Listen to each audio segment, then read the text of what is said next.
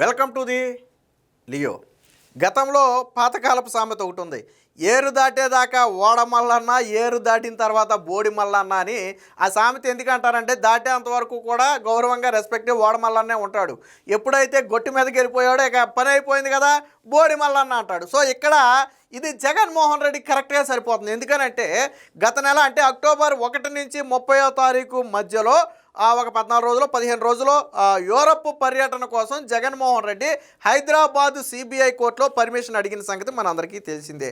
ఆ రోజు CBI court అనుమతిస్తూనే కొన్ని షరతులు విధించింది.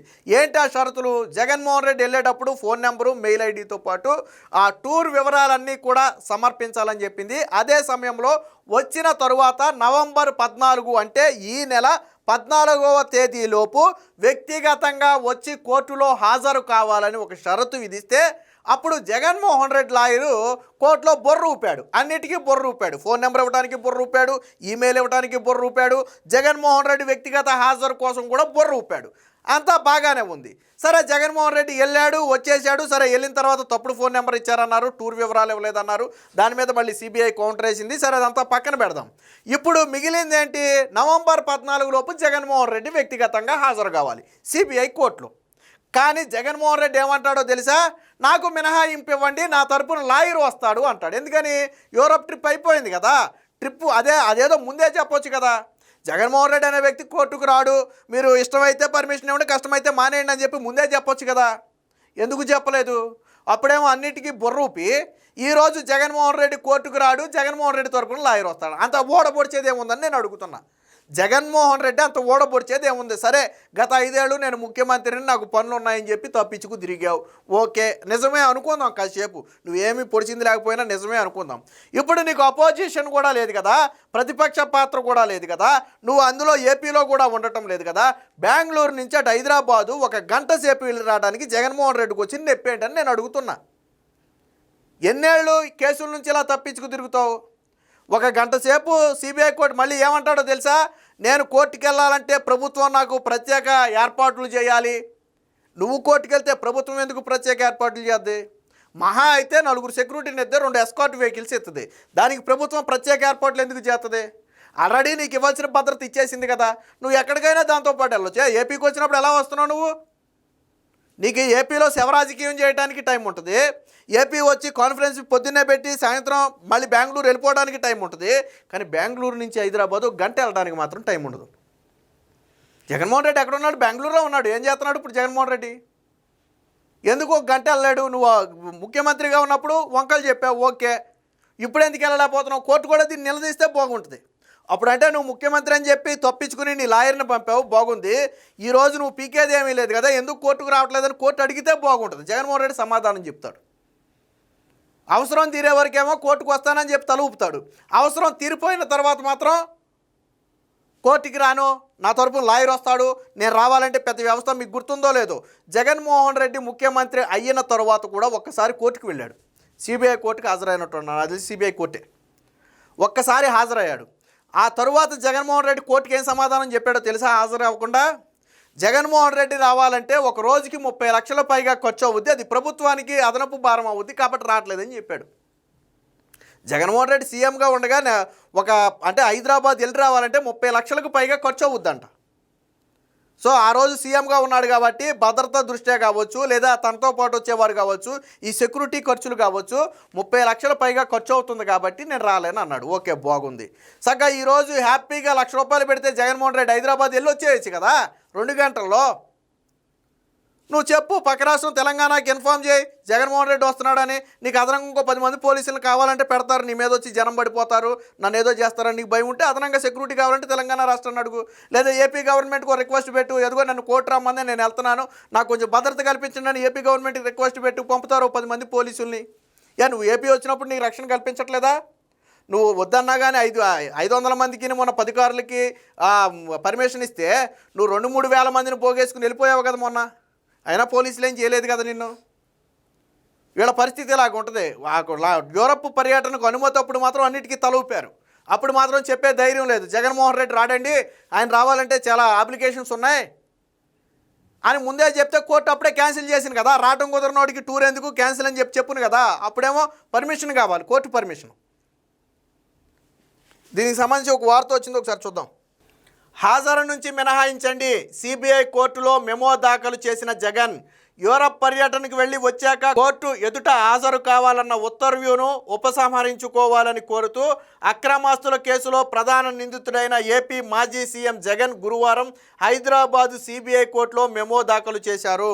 చూడండి, అప్పటి వరకునేమో నేను వస్తానని తలూపాడు, అన్నిటికీ తలూపాడు. ఇప్పుడు మాత్రం నేను రాను, మీరు ఆల్రెడీ నన్ను రమ్మని ఏదైతే గతంలో ఆదేశాలు ఇచ్చారో వాటిని వెనక్కి తీసుకోండి అని చెప్పి మళ్ళీ మెమో దాఖలు చేశాడు.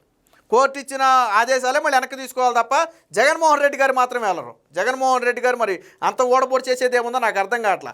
ఏపీలో శవరాజకీయం చేయడానికి ఉన్న టైము, ఏపీలో ధర్నాలు రాస్తారోకాలు చేయడానికి ఉన్న టైము, ఏపీలో రాజకీయాలు చేయడానికి ఉన్న టైము, బెంగళూరులో పడుకోవడానికి ఉన్న టైము, ఒక గంట పాటు హైదరాబాద్ వెళ్ళి రావడానికి ఎందుకు లేదో నాకు అర్థం కావట్లేదు. జగన్మోహన్ రెడ్డి నిజంగా హైదరాబాద్ కోర్టుకు వెళ్ళి రావాలి అనుకుంటే 2 గంటలు కేటాయిస్తే చాలు. 2 గంటలు కేటాయిస్తే స్పెషల్ ఫ్లైట్లో వెళ్ళి దిగేసి పని చూసుకుని మళ్ళీ తిరిగి రావచ్చు. నిన్ను కోర్టులో గంటలు నిలబెట్టరు కదా. ఫోన్లో మహా అయితే నువ్వు 5 నిమిషాలు కనపడతావు, 10 నిమిషాలు కనపడతావు, ఫిజికల్గా కనపడాలి కోర్టుకు, అది కావాల్సింది. అది మాత్రం జగన్మోహన్ రెడ్డి కుదరదు. అక్టోబర్ 1 నుంచి 30లోగా 15 రోజుల పాటు జగన్ యూరప్ పర్యటన నిమిత్తం సిబిఐ కోర్టు అనుమతిస్తూ వెళ్లే ముందు పర్యటన వివరాలు, ఫోన్ నెంబరు, ఈమెయిల్ సమర్పించాలని, వచ్చాక నవంబర్ 14 లోపు కోర్టు ఎదుట వ్యక్తిగతంగా హాజరు కావాలని షరతులు విధించింది. ఆ షరతుకు ఆ రోజు అందరూ అగ్రీనే, జగన్ లాయర్ కూడా అగ్రీనే. కాబట్టే జగన్కు అనుమతి దొరికింది. ఆ రోజే వాళ్ళ లాయర్ ఖండించేసి, ఇదిగో మీరు చెప్పిన షరతుల్లో మిగతా అన్నీ ఓకే కానీ జగన్మోహన్ రెడ్డి వ్యక్తిగత హాజరు అనేది కుదరదు అని ఆ రోజే చెప్పుంటే అసలు యూరప్ పర్యటనకే అనుమతి వచ్చేది కదా, సరిపోయేది అప్పుడు సంబరం. నేను మొదట్లో ఒక సామెత చెప్పింది, అందుకే ఏరు దాటేదాకా ఓడమల్లన్న, ఏరు దాటిన తర్వాత బోడి మల్లన్న అని. అప్పుడేమో వెళ్ళాలి కాబట్టి అన్నిటికీ తల ఊపుతాం, వచ్చేసిన తర్వాత మాత్రం వంకలు పెడతాం. దీనికి నేను అడిగేది ఏంటంటే అసలు జగన్మోహన్ రెడ్డికి అంత పనే ఉందని నేను అడిగేది, అంత పొడి చేసేదేముందని నేను అడిగేది. విదేశీ పర్యటన ముగించుకుని వచ్చిన జగన్ కోర్టు ఎదుట ఇంకా హాజరు కాలేదు. కోర్టు విధించిన గడువు సమీపిస్తున్న నేపథ్యంలో తన వ్యక్తిగత హాజరును మినహాయించాలని అభ్యర్థించారు. ఈ కేసులో తన తరపున ప్రత్యేక వకల్తా కింద న్యాయవాది హాజరు కావడానికి హైకోర్టు అనుమతి మంజూరు చేసిందని ప్రస్తావించారు. అంతేకాకుండా కోర్టు ముందు తాను హాజరు కావడానికి రాష్ట్ర యంత్రాంగం ప్రత్యేక భద్రతా ఏర్పాట్లు చేయాల్సి ఉంటుందని, ఇది యంత్రాంగానికి భారమని పేర్కొన్నారు. జగన్మోహన్ రెడ్డి ఒక లాజిక్ పెట్టాడు. తాను సీఎంగా ఉన్నప్పుడు వెళ్ళాలంటేనేమో ఒక రోజుకి 30 లక్షలు ఖర్చు అవుద్ది, రాష్ట్ర ప్రభుత్వానికి భారం అన్నాడు. ఇప్పుడేమో నేను వెళ్ళాలంటే యంత్రాంగానికి భారం, వాళ్ళు భద్రతా ఏర్పాట్లు చేయాలి. యంత్రాంగానికి భారం అయితే ఏపీ రావటం మానేరాదు. నువ్వు ఏపీ వచ్చినా యంత్రాంగానికి భార్యమే, నువ్వు ఏపీ వచ్చిన యంత్రాంగానికి భారమే. ఎందుకని?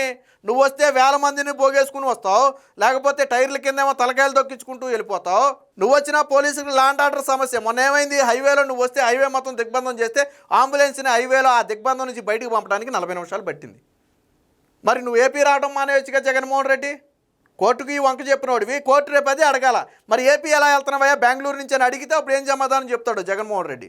లేదా బెంగళూరు ఎలా వెళ్తున్నావు ఏపీ నుంచి అని అడిగితే అప్పుడు జగన్మోహన్ రెడ్డి సమాధానం చెప్తాడేమో. నువ్వు బెంగళూరు కూడా వెళ్తున్నావు కదా, ఏపీ నుంచి ఎలా వెళ్తున్నావు? తప్పనిసరి అని కోర్టు భావిస్తే హాజరు కావడానికి సిద్ధమేనన్నారు. కోర్టు అనుమతిస్తే ప్రత్యామ్నాయంగా వీడియో కాన్ఫరెన్స్ ద్వారా హాజరు కావడానికి ఎలాంటి ఇబ్బంది లేదని పేర్కొన్నారు. ప్రస్తుతం ఈ మెమో కోర్టు పరిశీలనలో ఉంది. ఇక కోర్టు గన లేదు, మీరు ఆ రోజు వస్తానని ఒప్పుకున్నారు కాబట్టి మేము అనుమతి ఇచ్చాం, ఖచ్చితంగా రావాల్సిందే అంటే వస్తాను, లేదా వీడియో కాన్ఫరెన్స్ ద్వారా నన్ను హాజరు కమ్మన్నా నేను దానికి సిద్ధంగానే ఉన్నానని చెప్పి జగన్మోహన్ రెడ్డి చెప్పడం జరిగింది. ఈ రెండు ఏదైతే ఇప్పుడు లాస్ట్లో చెప్పాడో తప్పని పరిస్థితి అయితే వస్తాను వీడియో కాన్ఫరెన్స్ అనేవి, అవి అనుమతి ఇవ్వడానికి ముందు చెప్పలా.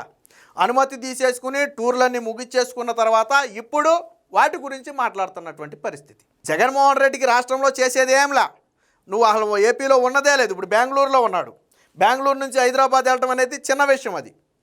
సో వెళ్ళొచ్చు, కానీ వెళ్ళం మేము.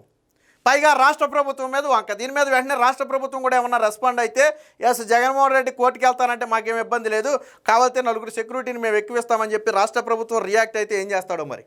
నేను హోంమంత్రి గారికి కూడా విజ్ఞప్తి చేస్తున్నా, ఏమైనా అవకాశం ఉంటే చూడండి ఒకసారి. జగన్మోహన్ రెడ్డి ఆ రాష్ట్ర యంత్రాంగం మీద, రాష్ట్ర పోలీసుల మీద నిందేసి కోర్టు నుంచి తప్పించుకోవాలని చూస్తున్నాడు, కోర్టుకి వెళ్ళటాన్ని. సో కాబట్టి ఎప్పటికైనా జగన్మోహన్ రెడ్డి డ్రామాలు మానాలి. కోర్టుల నుంచి తప్పించుకునేది కేవలం కేసుల నుంచి తప్పించుకోవటానికే.